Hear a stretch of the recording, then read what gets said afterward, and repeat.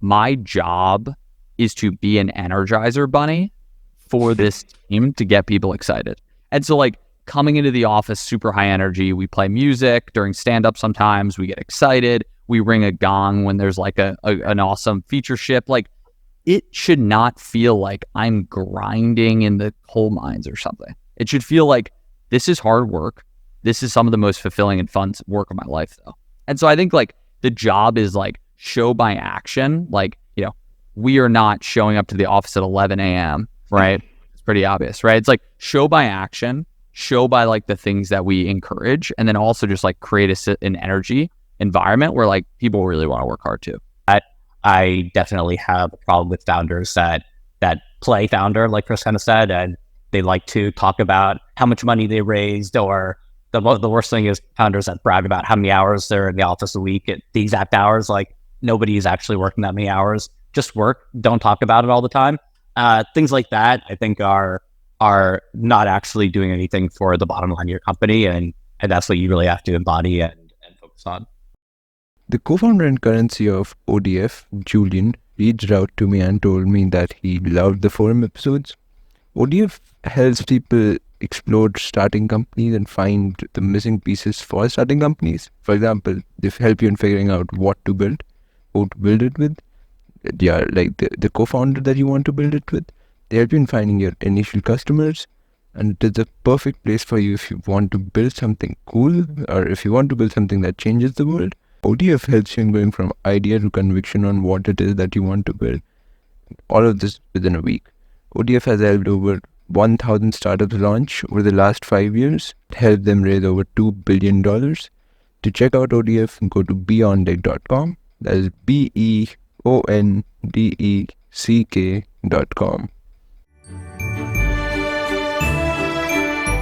Okay, guys, how are you doing? Well?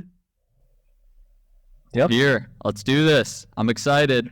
Me and Nick, first time together on a podcast. We usually talk unrecorded. Let's start with intro. We got particularly the Chris, the Nick, the Chris. Okay. My name's Chris Ladzik, co-founder, CEO of Hanover.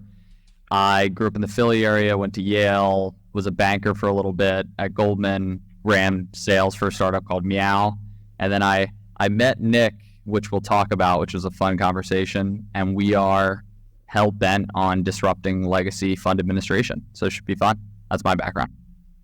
Yeah, I'm Nick. I'm a software engineer. I'm a multiple-time founder, entrepreneur. Hanover is my second VC-backed company. And yeah, now I'm just very hell-bent on giving VCs the best fund admin experience they possibly can have. Like before we go ahead, let's have how did you guys meet? Okay, so this is actually a hilarious story. So we get on a phone call for the first time. I remember I was literally in the middle of Flatiron in New York City walking towards this place called Bathhouse. If anyone knows, I hate to give a plug to Bathhouse. This is not sponsored by Bathhouse, but if you want to, you can. And so I'm literally on a call and I get intro to this guy named Nick Poljic. We had never met before. And like 2.5 minutes in, we were already talking about this famous essay from Sam Altman, How to Be Successful, and this idea of a force of nature. And so a force of nature is basically someone you meet them and immediately you can tell. I don't know if it's right now. I don't know if it's next year. I don't know if it's whenever, but like they are going to do something special. And so you meet and we're like, wait, I've been looking for this person called a force of nature. And we just like immediately bonded over that. 3 days later, after our initial meeting, we were working together, just seeing if it was the right fit. And now, you know, you don't want to get married on the first date, but now we're here. It's been a great experience so far. So that's how we met. I remember very similar, talking about the force of nature. Yeah, it's been working great since then. What was the force of nature talk that you guys had? To me, when I think like velocity of action is something really important. And so like you can just like dig into someone's background. You can be like, oh, like, you know, when I was talking about Nick's background, it was like, you know, what did they ship? What was kind of the velocity? How did they think about what they were doing at his previous company? And like why he thinks that, you know, and what he's motivated by. And then like when you dig into that and like I think like the longer amount of time that you spend and you see like all the actions that get like backed up versus like anyone can talk big game, but it's like what do they actually do in the day to day? And I think it was just like pretty obvious to me that there was a mutual like values fit.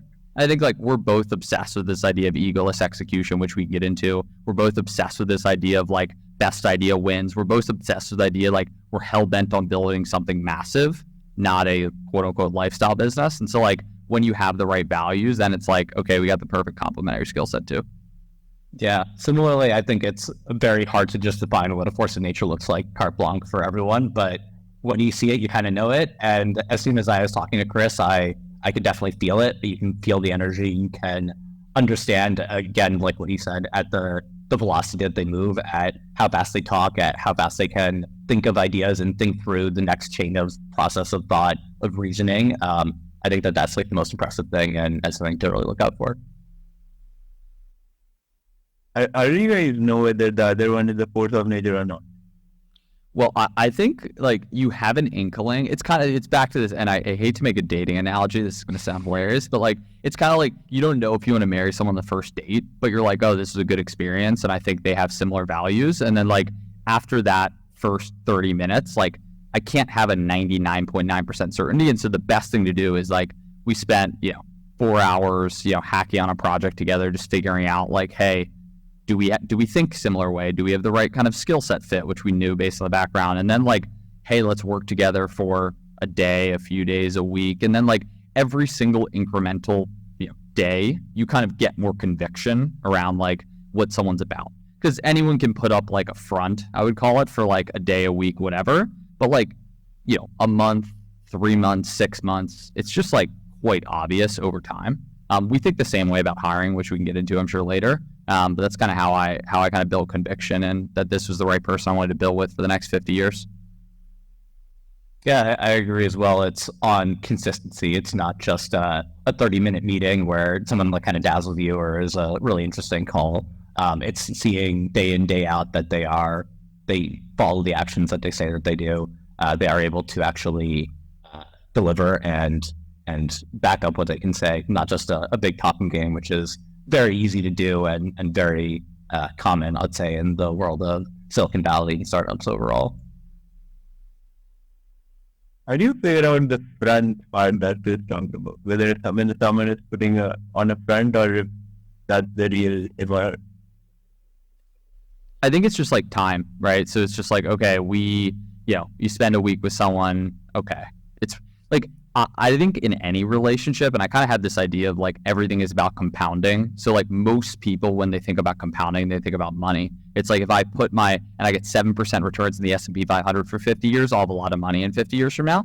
I think way too few people think about it when it comes to relationships. And so like a thing I think about a lot is like, I don't want to work with someone for a day if I don't want to work with someone for 100 years, right? And I know that's incredibly extreme, but like, after you work with someone for a day, you kind of reassess and say, like, is this someone that has the right values, skills, maxims that you think about? And then I kind of build a conviction from there. And so that's kind of a framework that I use when I think about, like, who's the right person that you want to work with for a while. Co-founders, teammates, investors, all that kind of stuff.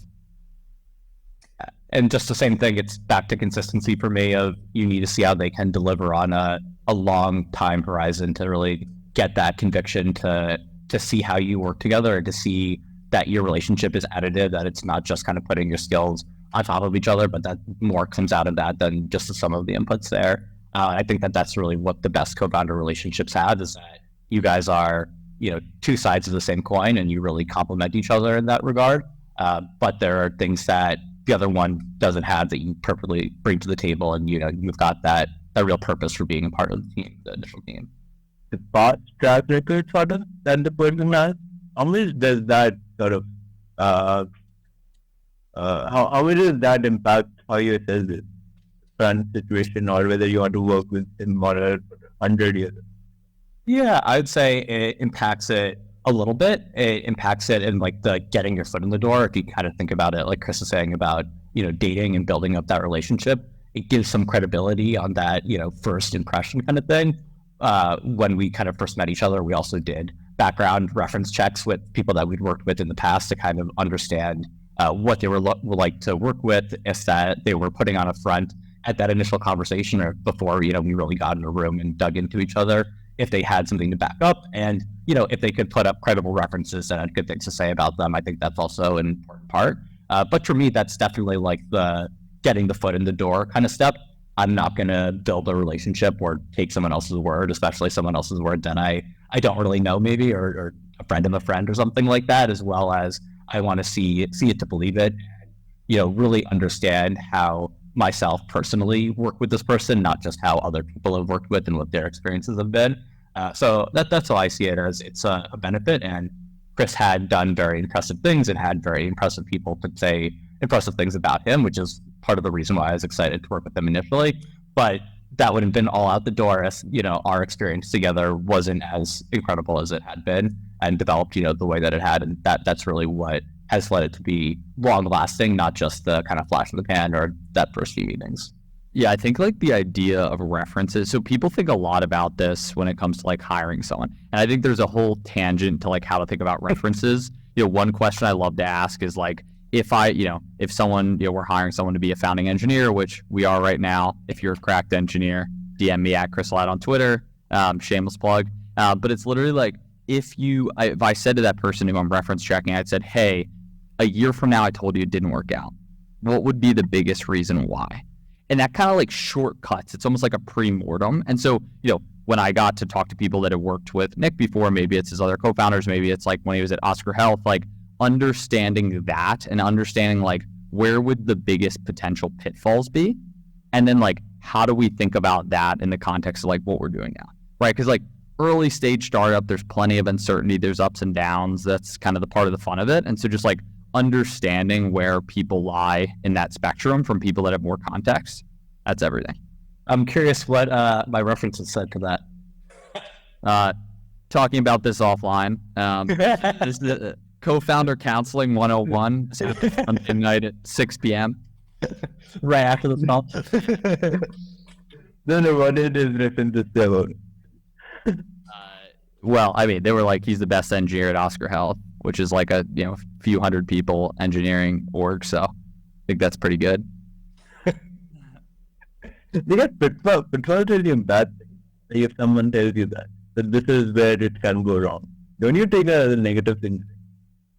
Yeah. So the way I kind of think, I mean, I hate having to go back to like dating because I feel like this literally is dating to a certain extent, like a co-founder relationship. So it's like, basically no one is perfect. I am far from perfect. Nick's close to perfect, but we'll get there. I'm far from perfect. And so like we all have flaws, every single person. And so like at the end of the day, like in any relationship, co-founder or anything else, it's like you need to be okay with the flaws. And so it's like, someone could say, oh my God, the biggest thing is like they're really, really intense. I'd be like, I love this. It's great. Right. So to some people that would be a negative, but for me, that would be a positive as a maniac myself. And so like those kind of things, just like understanding kind of the surface area and like the different parts of people's personality, I think is important. I think the same way about like hiring, I think about the same way investors, like some investors really want to be hands-on. They want to talk to you every single week. They want to have check-ins. They want to be, value add, the whole 9 yards. Other people are like, I write a check and I don't talk to you, and I think that's better. And so for you as a founder and a builder, you need to decide what is the right thing for you. Each of those approaches could be right or wrong, depending on kind of what you're looking for and what you're building. It also depends on the space you're in, obviously, too. How do you deal with pitfalls when hiring people? Don't you need to hire someone that's a near person? And so like for us specifically right now, and like this next hire we're trying to make on the engineering side, it's like, full stack probably leans back end a little bit, has TypeScript experience and has something in our stack, and they want to be in person and grind. And so like that might not be, they are a 10-year veteran with like, AI research experience. That's actually not what we want. And so I think like, spikiness in the directions you're looking for, is kind of the optimization, meaning they might not be the perfect, they're not Andre Kaparthi, right, as our next hire. And that's okay. That's actually great. And so I think like depending on kind of what you're optimizing for, you can form fit the right kind of Lego pieces for the right thing. Because at the end of the day, like everyone has different roles that they need to fill. Right now, I joke with the team. I'm the office manager. I'm the HR lead. I'm the head of operations. I'm the head of sales. Like I do a bunch of random things that might not be what we need at the next stage, but you do it now because that's the role you need to fill, right? Yeah, I definitely agree. I don't think that there is such thing as the perfect candidate. And maybe if there is a perfect candidate, like they cost too much for us or something like that. And genuinely what the perfect candidate looks like, I don't know. I told Chris this a few times recently that especially when I'm looking for somebody and looking at someone's like technical background, they don't need to have 10 years of experience in just the programming languages we use or have done a certain XYZ project or something like that.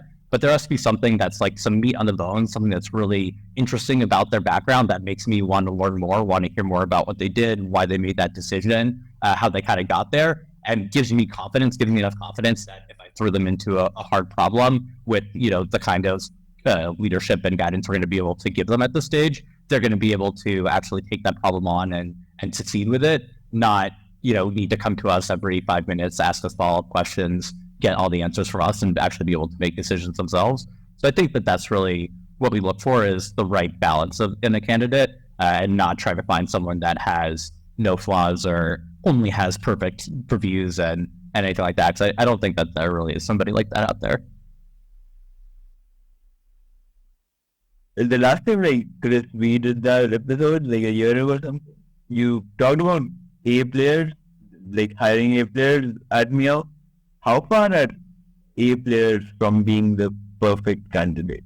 Yeah, this is something I think actually a lot about now. So one thing I am obsessed with is I look at what Eric's done at Ramp, and how they've created this talent density, especially on the engineering side. And at the end of the day, if you want A+ engineering talent specifically, and this is coming from a non-engineer, so I can let Nick weigh in on this, you have to have other A+ engineers, because cracked engineers want to be with cracked engineers. And so it's this really, really important critical foundation of, does a cracked engineer come in and say, is the co-founder CTO, in Nick's case, an amazing 10x engineer, yes or no? That's step one. Second is are any of the other engineers on the team really, really talented where I feel like I would become a better engineer and learn from them specifically and level up my career regardless of if this is $100 billion or $1 trillion company, right? And so that's the thing I'm obsessed with. And so, when you bring in someone, it's not just what you talk about, because everyone says we hire A players. It is, what are you willing to act on, aka let go of people that aren't A+ players to maintain a certain really high barrier. Because if you have a downward spiral of you bring in B players who bring in C players who bring in D players, you ultimately don't build a great engineering, or you can think about in sales or accounting, any of that kind of stuff. And so that's something that we're very, very focused on. And I think the thing that's become almost a common trope is people fire too slowly. I think everyone knows this now. And so you will know immediately in the first 1, 2, 3, 4, 5 weeks if someone is that A player. And it could be an A player within your system, meaning they might be really good at building these accounting workflows in TypeScript and understanding complex backend stuff, which is a little bit different than if you're building a consumer app. And so that's kind of what we've been really hyper focused on, is obsessing over talent density. And one of the things we're really focused on, especially as we gear up for public launch. Yeah, I agree with a lot with what Chris said. I look at the slope of engineers and how quickly they can learn, how quickly they are at onboarding. Maybe they don't have experience in our exact technical stack or know exactly what to do, but how quickly can they hit the ground running and be up and ready? That's a massive indicator, and you get that indicator day 1, day 2 of someone working at the company, not even week 1, week 2, literally. So you can see right away, where somebody is at, which I think is really incredible. And I also really agree with what Chris said of kind of talent begets talent, and on the opposite side, complacency begets complacency. And engineers don't want to work. A+ engineers do not want to work with A- engineers. Do not want to work with A engineers. They want to work with other A+ engineers, because when you have this wider variance in the talent bar, the best engineers are cleaning up after the worst engineers. They're dealing with the bad code. They're dealing with the bad designs. They're dealing with the bugs that come through. And I might saying bad, but this is even just a small scale difference in terms of, skill or the bar that they're looking at. And I think that just, as soon as a new engineer walks in, they can see by looking around, looking at the code base, looking at the engineers around them, if they are working with A+ players on day 1. And on the other side, we can see if we're working with the new hire that's an A+ player within 1 to 3 days, really, and start guiding them in the right direction as necessary. Related to this, Chris talked about hiring fast and firing fast. people throw around this term a lot. What does it like really mean? How fast is too fast is outsourced to? So for hiring, so I can walk through our process on hiring, and it's evolved over time too. And like I would caveat this as, we are not world class at hiring top tier talent yet. We're obsessed with getting there, but like our current process is, if we are hiring an engineer, we cast a wide net through a variety of different places: LinkedIn, Twitter, recruiters, literally any single way that we can get top of funnel. It's like running a typical sales process, right? I will outbound people. I'll be in your DMs if you're a cracked engineer, especially from Waterloo. I don't know why I love you guys so much, but I do. And so like, I'll be in your DMs. I'll get on a bunch of calls with people, 20, 25, 30 minutes. I'll screen people for a few different things. One is, do they have spikiness of something even like I can tell as someone non-technical, of like what Nick would look for or what an A+ engineer would look for? Hey, I hacked a MapleStory or RuneScape server and built it myself. That was difficult. That was interesting. And I didn't just like do a random CS degree.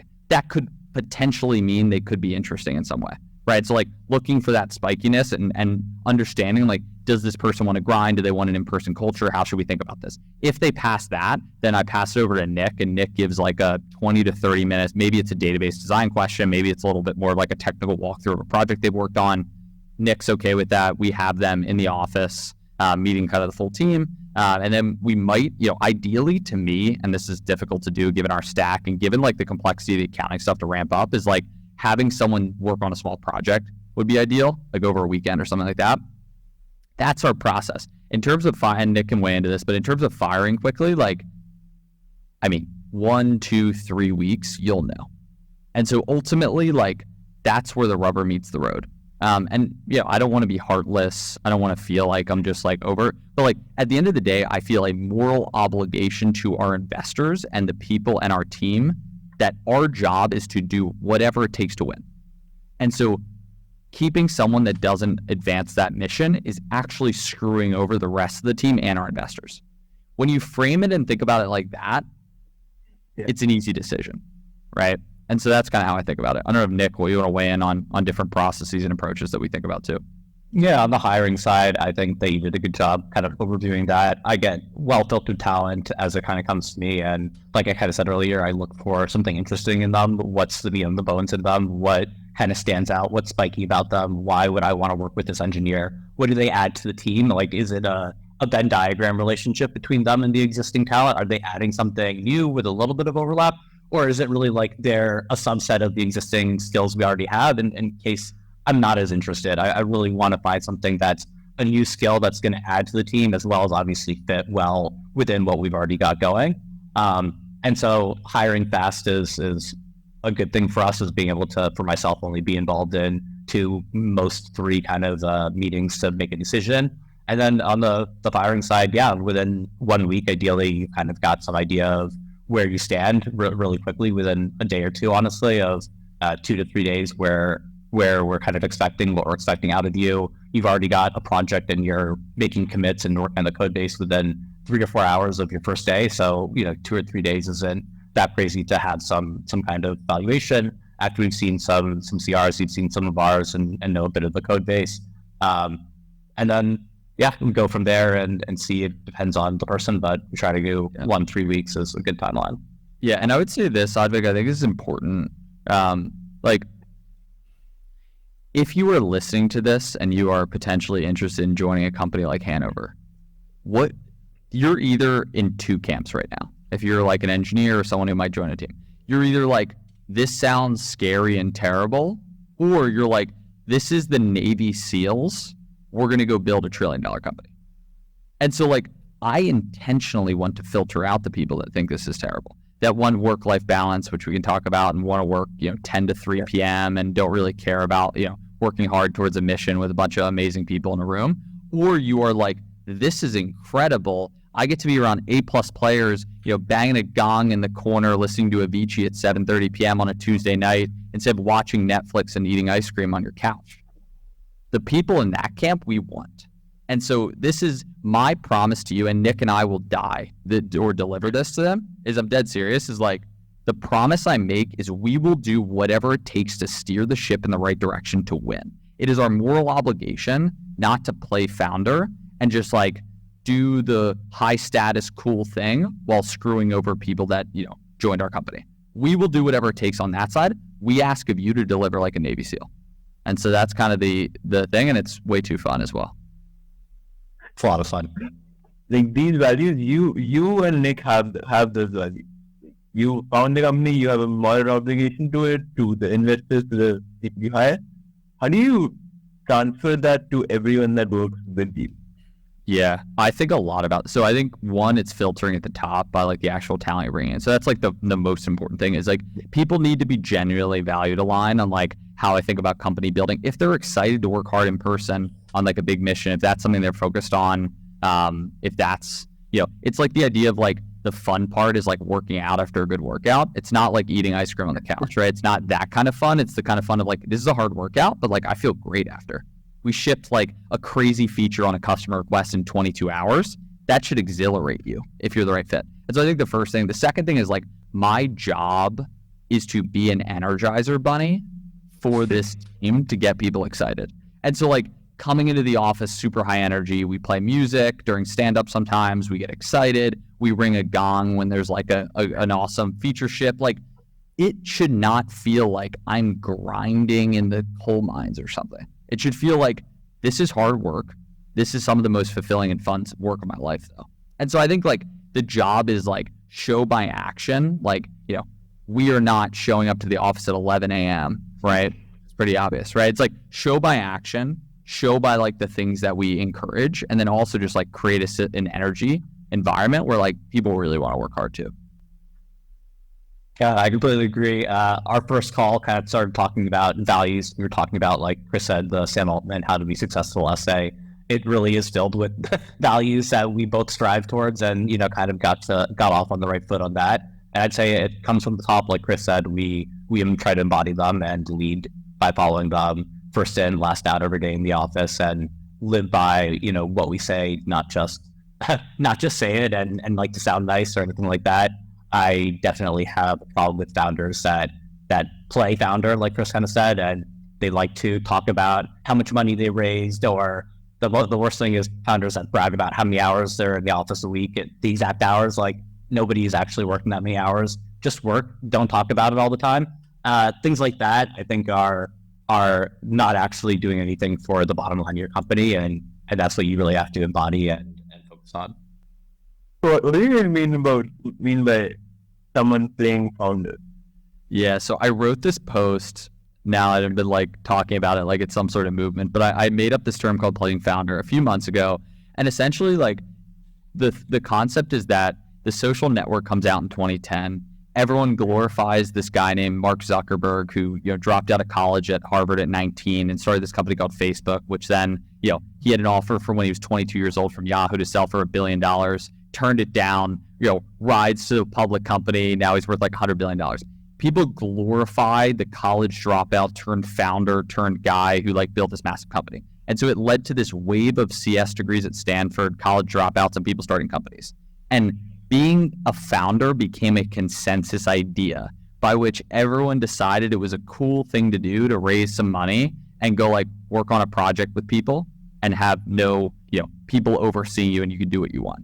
That created this culture by which like Forbes 30 under 30, press announcements, dollars fundraise were things that were optimized versus building a massive compounding enduring business. And so I think like many people fall into the trap, and it's a great reminder to me and Nick as well. It's easy to fall into the trap. It's an intoxicating trap. Very easy. To care a lot about fundraise announcements and kind of all this stuff. Whereas what actually matters is getting the best talent in the world, shipping a product that actually works and that can like knock people's socks off, and selling that like a crazy person to get more revenue, period. And so, I think people are over-optimized, especially in a 2020, 2021 environment when it was easier to raise money. And so I think that's kind of this concept in a nutshell and what we try to think about and kind of stay away from. Yeah, I have huge respect for every founder. I would say anybody that's in the arena building something, working on something, I think it takes a huge amount of guts, energy, courage, a lot of everything really to work on and build. But like Chris said, it's become what to me like playing founder is having raised money for a status symbol to be able to brag to your friends that I raised this much money, or people that have raised money and you went out and did it and are kind of just doing this because it seems like a path that you can post on social media or talk to people about or whatever. And to me, that's not what being a founder is about or what building's about. And, kind of goes back to what Chris was saying earlier about we really do feel like we have a ethical, moral, fiscal obligation to our investors, to ourselves, to our hardworking employees, to everybody that's like been involved in this from the start, literally to make this successful. And that doesn't entail, going out on Friday night to talk about how many hours we were in the office this week or this, that, or the other thing about the investors that we turned down or the money we could have raised or whatever while we're out blowing everything on the money that we actually did raise. I think that's another big aspect of it is putting company expenses on the company card, we'll say. And I think that's something that, not even considered. Yeah, like frugality is important to us, right? It's just like, hugely. It's, if you look at like any great company, right? Like this idea of like controlling cost and not letting burn get out of control and kind of owning your destiny and like being super fiscally conservative is important, right? And so it's like, if that is a key value of the company, then you behave in a very different way, right? Like you don't try to get a fancy office in Soho, right? And like you do things differently. And so like, that's kind of just a core value of the company. And we think it all derives from this like playing founder idea. And so, we try to remind ourselves of, what's the core focus here and how are we moving the ball forward? We don't need to spend $10,000 on furniture to deliver a great product to our customers or anything like that. It's keeping it simple and keeping our spend and costs low and just focusing on what actually drives value. Chris, you talk about frugality, but you're against WeWork. WeWork, yeah, we hate remote work. We hate WeWork. We can talk about these deeper, but basically the principle here is like you become the average of the 5 people you surround yourself with. Okay. That's like a common thing of like your 5 friends, you'll become them over time. What I think Tim Ferriss like coined this phrase. I apply that to like you become the average of the 5 companies you surround yourself with. And so if you are in a WeWork where there's a bunch of companies that work 9 to 5 or 10 to 3 or something crazy, where they kind of just like hang out and aren't super all in on building a big company, that kind of poisons the people at the company. And so one of kind of the key principles here is you need your own office space to build your own culture. You can control, who's in, who's out, what's happening, not being like poisoned by a company around you. And so like that was kind of a key thing we thought about is I got a pretty cheap lease here in FIDI, which has been nice. And we were able to like save money probably in our own office space. Nick, your thoughts on that? I completely agree. Like I kind of said earlier, mediocrity begets mediocrity. When you're surrounded by people that are not working as hard as you are, when you can physically see them, walking around, talking at the water cooler, not actually doing high quality work, it does seep into your day-to-day, your thoughts, what talk goes on in your own company, even if it's not your own employees that are doing the initial behavior or action or anything like that.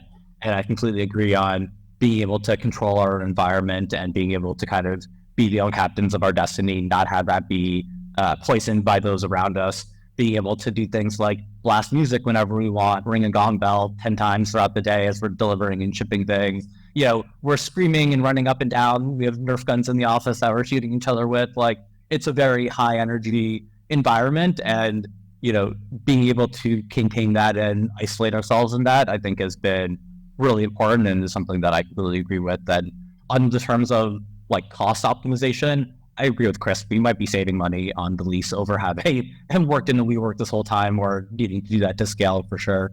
So I don't feel like I think that that's a high cost barrier at all. And I also want to say on the thought of frugality, we spend money where money needs to be spent and where it's going to lead to better outcomes. We're not afraid to put money down on those kinds of things.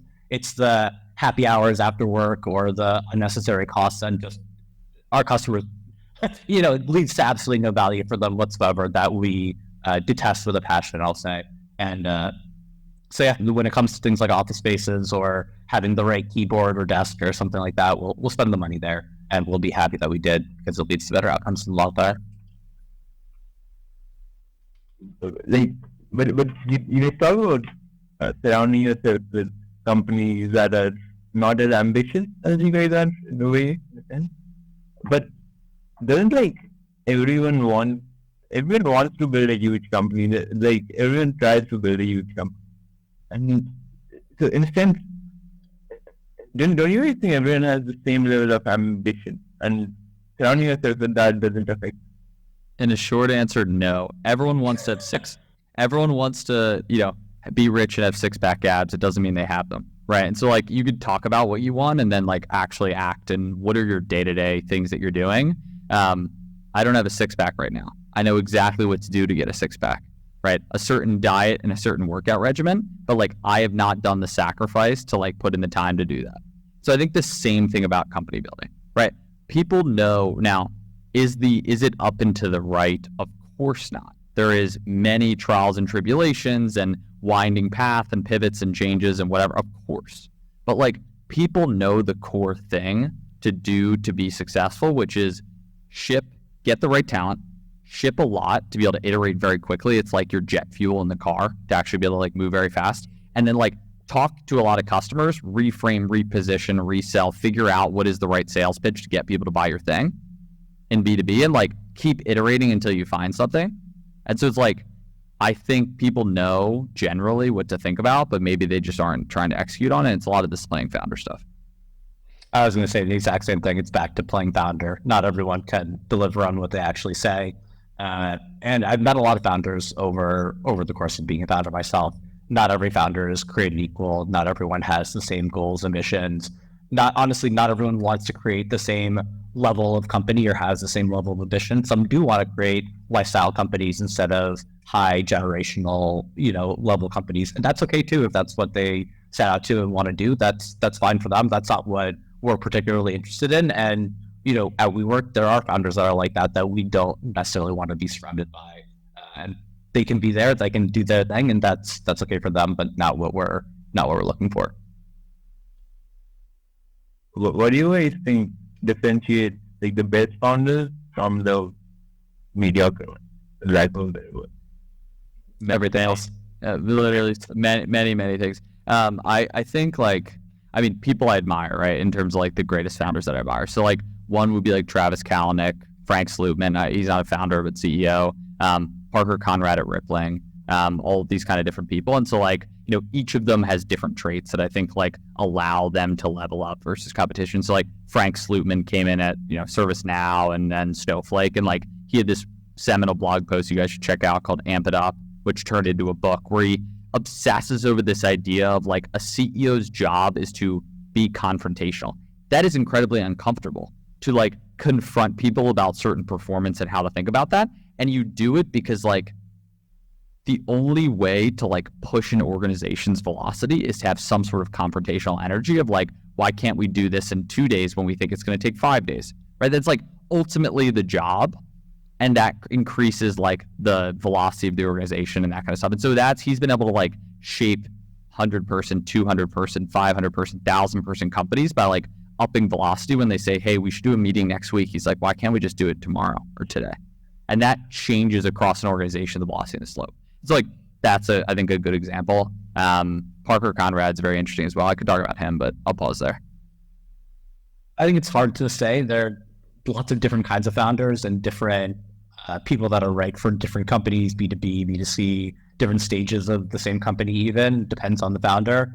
I think that at a core, it does come from leading from the top though, and kind of setting the energy and attitude of the entire organization, whatever that ends up being. I also very much subscribe to the kind of like amp it up energy movement upwards theory, but I think there are different strategies that people can take, and different founders have different strengths in that. Yeah, and like at the end of the day, like I think there's different ways to win depending on like the skill set of the founding team as well as the industry you're attacking, right? And so like, for example, if you're building a consumer social app, like being super design focused and focused on like these types of things are different than if you're building like enterprise B2B software, right? It's just like a whole, which might be, okay, we need to think about designing a sales org definitely than like a consumer app, which might require different founding team skill sets, all that kind of stuff.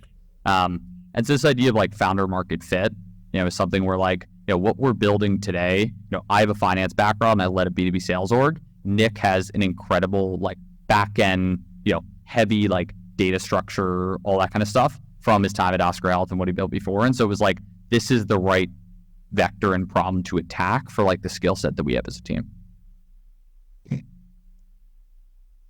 I want to like talk about the sense of urgency that you talked about. Is that natural to people or can it be created? What's funny is I think there's some natural aspect, but it's almost this idea of like you see what excellence looks like. And so, the first time it was kind of like, I joined Goldman as my first job out of school, and my first day in the office, I still remember this was on my birthday. It was like August 23rd, maybe like 3 years ago. I'd never really worked in finance before. I wasn't a finance major. I was like, political science major at Yale. I was doing writing stuff. And I show up to the office, and it was like a deliverable that probably should have taken like 2 hours. And it took me like 8 hours because I had no idea what I was doing. Literally, I was like, wait, I've never done a financial model before. I didn't know what a cap table was, all that kind of stuff. From there, it required multiple rounds of comments and feedback to even like get to the right answer of like, this is what excellence looks like. But after 1 week, 2 weeks, 4 weeks, you become adjusted to like a certain standard of excellence of like, this is the bar.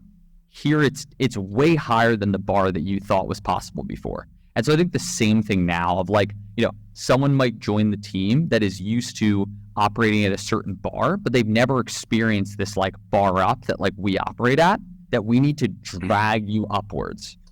And then it becomes a new normal. And so I kind of think about that a lot of like, you could be used to scheduling a meeting 2 weeks from now, which I find appalling, versus like, why can't we get this done today? And that quickly changes for the right type of person, the right type of like teammate, that's exhilarating. You don't feel like it's political and you're stuck in the mud, all that kind of stuff. And so I think like understand that bar of like what excellence looks like, setting the tone, and then like people are excited to kind of follow in there. I very much agree. There's this quote of a great leader pushes people past what they think that they're able to do, but not past their breaking point, or something along those lines. I think it's very similar along the energy spectrum of when you see people operating at a higher level than you think is possible or at higher energy, you naturally try to move and kind of match their energy. And it might feel a little bit uncomfortable at first, but you realize pretty quickly that you can continue to match that if you're the right type of person and sustain that for the long run. And I think that that's kind of where a lot of it comes from, is people are honestly surprised and shocked at how long they can maintain this high energy for and build it up when they're surrounded by the right people, when they have other people in the same high energy, high delivery state. When you are surrounded by people that are spending 2 hours a day on social media or watching Netflix or not in that same energy state, it's very, very easy to regress or to stay in that same level as they are and not get past it, and to kind of almost see people that are in this higher energy level state able to maintain this for longer as like that's not possible or that's superhuman or something like that. But it really, really is when you are surrounded by the right people and in the right environment for that. I think I can define excellence as terrible. Good question. I'd say Nick can talk about it on the engineering side. I think like there's this idea of like excellence in execution, meaning like we had a very ambitious goal by when we wanted to ship kind of the first version of our product, which we can get into. And like our job, like part of my job was like figuring out every single blocker and booby trap in the closet that could have derailed this by easily months, like easily, of like, thinking about all the different kind of relevant components. And then like Nick's job was to like also think about on the technical side of like, how do I need to structure 35 different data models by which like, if we break 5 of them or 2 of them, it delays our launch date by X days or X weeks. And so like being able to say like, this is what excellence of execution, this is the ambitious goal, let's go after that. And then let's live in this kind of like paranoia of like, are we determined, are we sure that this are all the other things that we're not missing, especially when we're building something as complex as what we're building right now. And so I think that's kind of how I think about it. I think that evolves over time though. I think like excellence in product engineering, sales, marketing, I think a lot about like different ways of the company that happens. But for now, it's just been, let's be hyper focused on shipping this and then, getting in place to launch publicly, which this should come out when we launch publicly. So we're live, guys. Hanover.co. Excellence is hard to define, but you know it when you see it, I would say. I think for me, it's a lot of it is having extremely high bar goals and pushing for them, pushing again, like past what you think is possible, past what people would expect, setting goals that you might fail at and are really ambitious, and being able to be able to hit them and continue hitting them in a long period of time. I think another big part of excellence for me, and maybe the easiest aspect of it to define, is consistency. I think it's like very easy to be excellent on Monday, Tuesday of the week, and then fall off Wednesday, Thursday, Friday, or put out a huge, ship Monday, Tuesday, Wednesday, and be burnt out for the last few days, or vice versa or anything. Excellence to me really means consistency and means being able to deliver when necessary, regardless of if it's Monday morning, Thursday afternoon, Saturday evening. If we need you, we need you. And I think that that's a big part of it, is knowing what you get out of somebody when you kind of go to them for something. And that's excellence, really. You think that in the starting, there's like, you guys have worked at BCS startups and have a lot of experience. Do you think the product is sort of bottlenecked by the excellence that the team or the founders can imagine at that moment?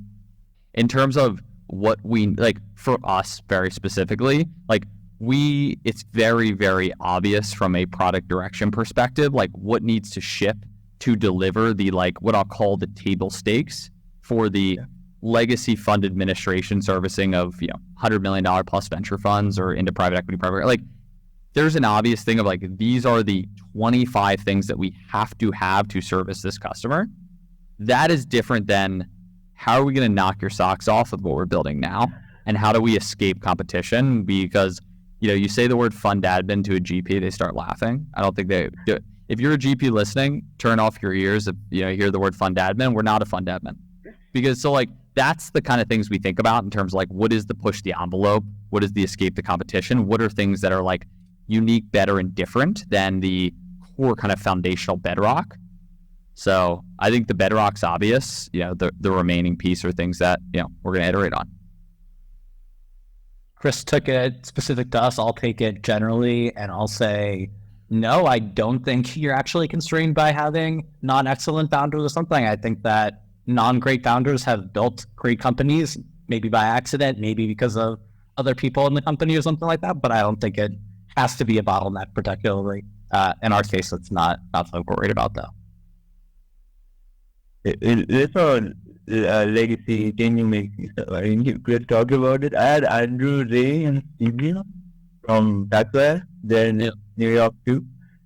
You guys been very good. Yeah, Andrew's great. Yeah, I met him once or twice. Yeah, he's very incredible. What are they like? They are not doing this in the same like legacy rail per se.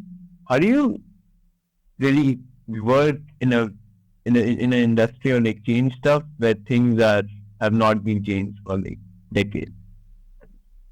Yeah, I think about what we're building is like, imagine when Time Warner got disrupted in 2000 and the dawn of the internet. And so like kind of a few things we think about are like B2B SaaS is dead, and we're hoping to lead the charge in terms of this rise of AI powered services. What that means is quite simple. 20 years ago, every single venture capital, private equity, private credit fund, they hired this massive team of fund accountants and finance people to do the basic financial reporting that they needed to do to their limited partners or the people that invest in these funds. They hired, trained, managed 20 different people to do all these functions. Now, 70% of the market outsources to these things called fund admins. Those fund admins, which is a bad word, they are like specialized accounting firms who execute on the basic financial reporting as well as do other stuff, right? And so the way we think about it is, if we are building this idea of an AI-powered service, if you think about like what software did, you have, instead of Excel, you give someone QuickBooks, which makes them 20% more efficient. Now, no one wants a 10% better QuickBooks with a prettier UI. They just want the books done for them, which is kind of what we're delivering. And so we are an obsessive, customer-obsessed, services-based company, but we believe because like we're competing with people that don't think about engineering and building great tech products as well, that we can do the unsexy services piece and marry that with the stuff on top like a Copilot or these other products that we're building now. Yeah, I agree. I think it's difficult to disrupt something so legacy because there isn't a clear first mover to copy off of or do what they're doing, but better or something. We're kind of totally recreating what's been done and in a totally different way, which is exciting and interesting. And I think a lot of what it takes to be able to do something is what Chris said, going back to obsessing over what's best for the customer, not just how they've done it for the past 20 years, but what would the better experience look like for them? How can they be more hands-off, less involved? How can we show them that we're trustworthy enough to give us more of the responsibility so that they can actually do what they care about doing in their day and not need to check their books or feel incompetent in what's been done for them kind of thing. And that's been the main focus for us. Don't you guys think in legacy products, like when you're changing legacy products, offboarding is harder than onboarding new ones? Oh, my favorite migration. Should I talk about one-click migration? This is my favorite few words in the English language right now. So, let me give you the process to onboard to a legacy fund admin, and let me give you the process to onboard to Hanover. So typically, say you're a 10-year-old fund with 5 different funds, GP entities, management companies, you spend 3 to 6 months wrestling and fighting your data from some legacy accounting system to a new legacy accounting system. You deal with some overseas outsourced team. You pay them like $100,000 for the right to switch to this new fund admin. That's insane. And so that's the current experience. You hate your life, but you hate your life so much more from the other place that you're willing to go to the new place that you hate your life at. So I said, we have this maniacal focus on one-click migration. What that means is literally get all of your general ledger accounting data, get all your documents, automatically parse and pull out relevant data, map that to our data models, and then onboard it. Now, is it actually one click today? Now we're like 1 to 2 weeks, depending on what system you're coming from. But that's what we're driving towards, is like a delightful onboarding experience where you don't feel like your financial data is held hostage by your current provider. And so that's kind of what we're obsessed with, and what we're driving towards. I completely agree. And I think that on that side too, it's right now 1 to 2 weeks might sound like, oh, that's not that close to one-click migration. Well, people that understand how long migration currently takes, it's 1 to 6 months for most admins. So 1 to 2 weeks, we're pretty happy with this far in. And I agree. It's just obsessing over the customer, doing things that are not the standard, doing things that if somebody heard that we can offer this, they're like, how is that possible? I think you're lying to me, literally, of that shouldn't be possible, but no, it is. And I think that's what it comes to, of how you can disrupt legacy, is to really change what the expectations are and do things that they're literally not able to do because they don't have a tech department, they don't have software engineers, they have an IT department, they have back office or whatever they want to call it, and that is really clear in the product differences and how you can show people that understand what good technology looks like VCs, how you are the better option in the long run. Yeah, I'm just upset. There's a little Easter egg on the site. If you guys go to hanover.co right now, it'll say us versus the legacy migration. And the third, at the end of the day, CEO sleeps in your office to make sure it's seamless. That's me, by the way. I'll sleep in your office, guys. And so I will literally do whatever it takes for a customer to ensure that this is the most delightful onboarding experience of their entire lives, period. That is so far outside of what they're used to dealing with. When you ask a GP what they think about quote unquote fund admin, they're not happy. And so I'll do whatever it takes. And I think that customer obsession lays the foundation for what we build in terms of product, what we think about in terms of customer experience, how we sell to someone, how we develop the product to actually add value to the end customer versus just, giving them the value of, we didn't screw up your accounting this year. Right. So I think a lot about that stuff and why I'm excited. Isn't everyone, customer obsession, isn't that too obvious that people ignore it? Yeah. I think so. I talk about this term. Everyone talks about white glove service. It's almost a meme at this point. It's we give you white glove service. We help you out. This is great. No one puts their money where their mouth is. So I'm going to announce this publicly for the first time. It's on the site. we have a 12-hour SLA or you don't pay for the quarter. What that means is if you do not receive a response from someone at Hanover within 12 hours, you don't pay for the quarter. That is a radically responsive idea and where you take action versus talking about it. And I'm obviously more than confident we can execute on that. And so it's really just like a thought about where do you put your money where your mouth is and where you think about action. But at the end of the day, if the pitch is we give you slightly better service, that doesn't work. The pitch needs to be we have this 12-hour SLA plus this radical responsiveness that we're obsessed with, plus here are 50 other things that we'll deliver that you can't get anywhere else. And so that's kind of how we think about marrying the two together. Yeah, customer obsession has been almost memed out, and it goes back to playing founder. It goes back to it's one thing to say that you're obsessed with the customers versus actually do it and commit to it. It means different things for different companies, obviously, but for us, it just means always putting them first, prioritizing them, building the trust and the relationship there, and yeah, doing what's best. And like I said earlier, things that are radically different than what's been done out there, what's the offering is out there, and things that shock people that we can even offer and say it with a straight face. Yeah, and one thing that I got to give credit, so Brandon, the CEO of Meow, and Bryce and the team there, they are incredible at this idea of customer obsession and thinking about like how they treat their customers, how they nurture those relationships, how they, they'll literally customer request, they'll ship it same day, all these kind of things. And like that to me, like instilled in this idea of just like it's like what excellence looks like. Now I got a frame of reference for what excellence looks like for hundreds of different customers that we were able to serve during the time I was there. And now it's like, how can we apply to what we're doing now? What is the biggest thing that you learned? I actually think he was a great person that taught me about this idea of velocity. And so like, you can read about it, you can see it and amp it up, you can like experience it at, previous things I've worked on or people I've worked with. But like the way in which we optimized for speed was really, really useful to see in terms of like responsiveness to customer requests and thinking about like, a shipping cadence that was really fast and how we thought about that and like how that trickled down. And like seeing that of like, why are we trying to meet tomorrow when we can meet right now? And just like seeing that in action over and over again, you just like seeing what excellence looks like in customer support, you kind of see it the same way here. And so I think that's something that he does really well. I think him and Bryce, credit to them, him and Bryce have done like an incredible job of like steering the ship regardless of, what's the right product for today versus tomorrow, whether it be, treasury bills and treasury products when rates are high, whether it be launching this loan marketplace that they did recently when rates are low. Like they've done a great job of obsessing over where is the ball going and kind of getting the company there fast. How fast are you guys right now and building stuff?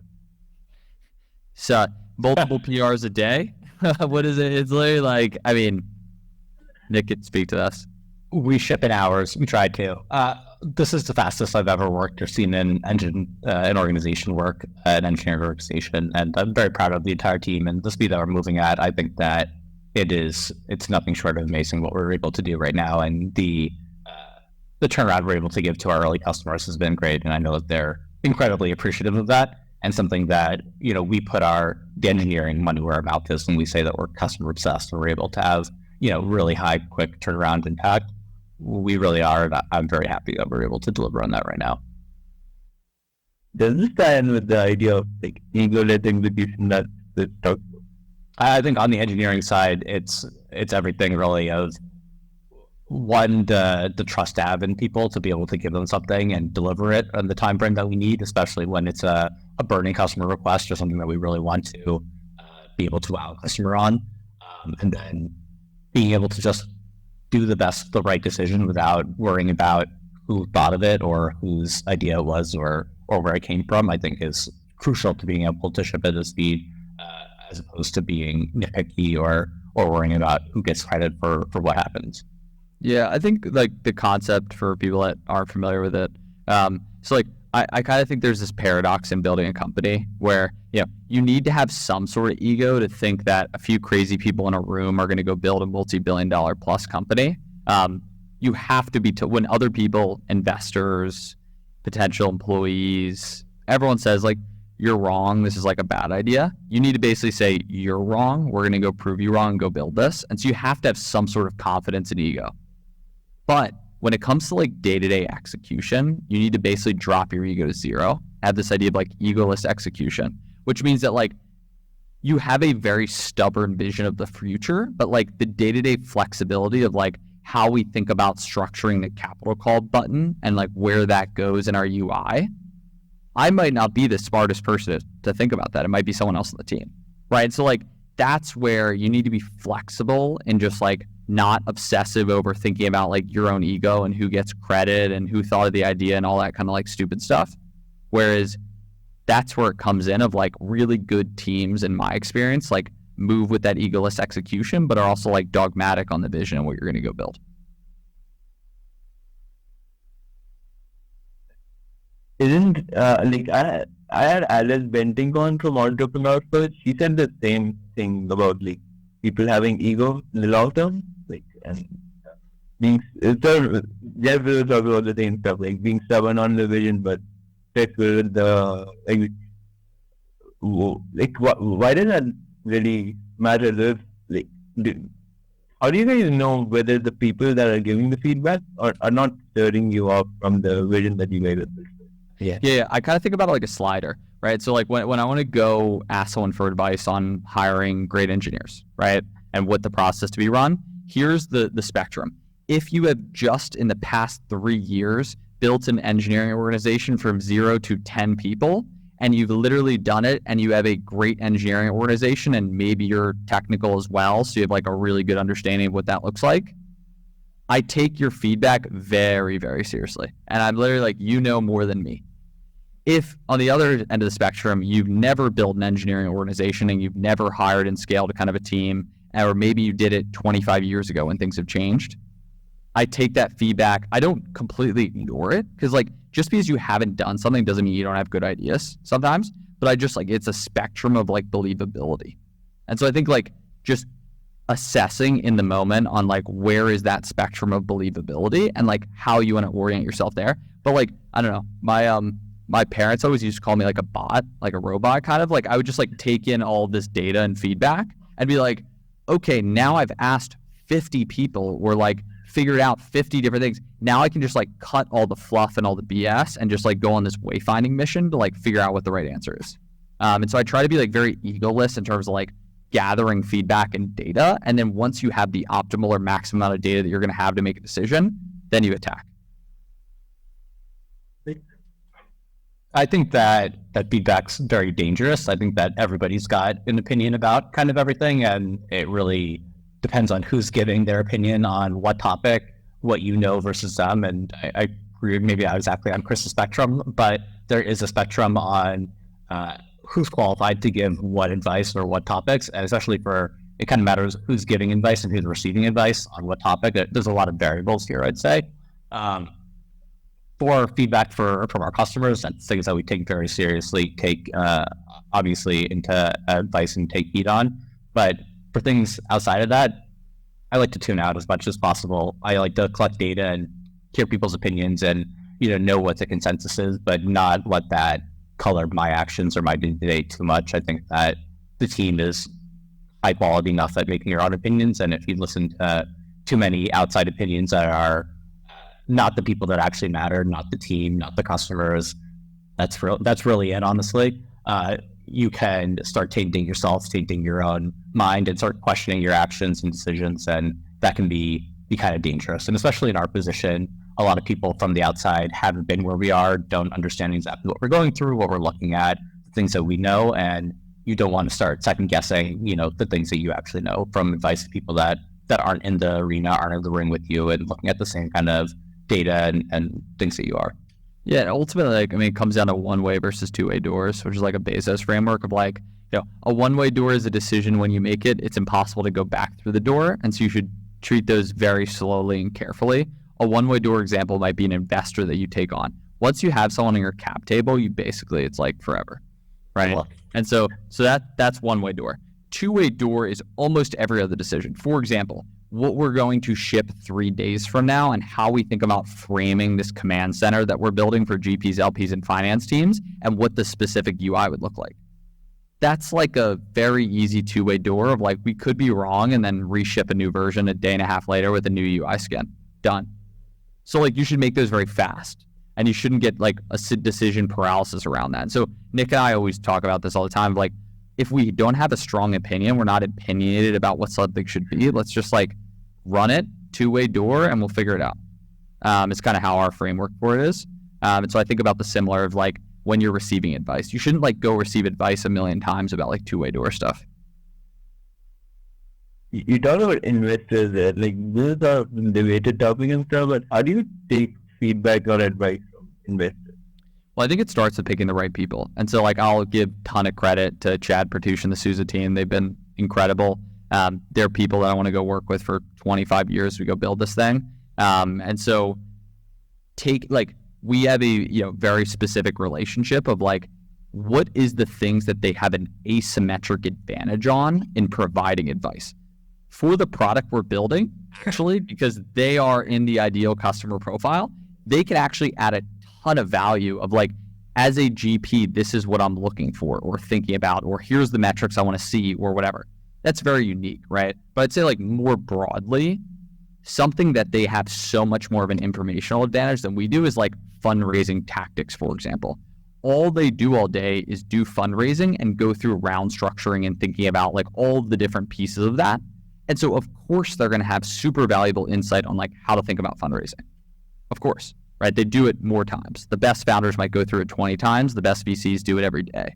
And so I think like that versus like day-to-day, product decisions or hiring decisions or that kind of stuff, like they just might not have as much context on the data. And I think the greatest investors understand where they have asymmetric advantages, understand where they don't, and like their job is to like bet on what they think is the winning team.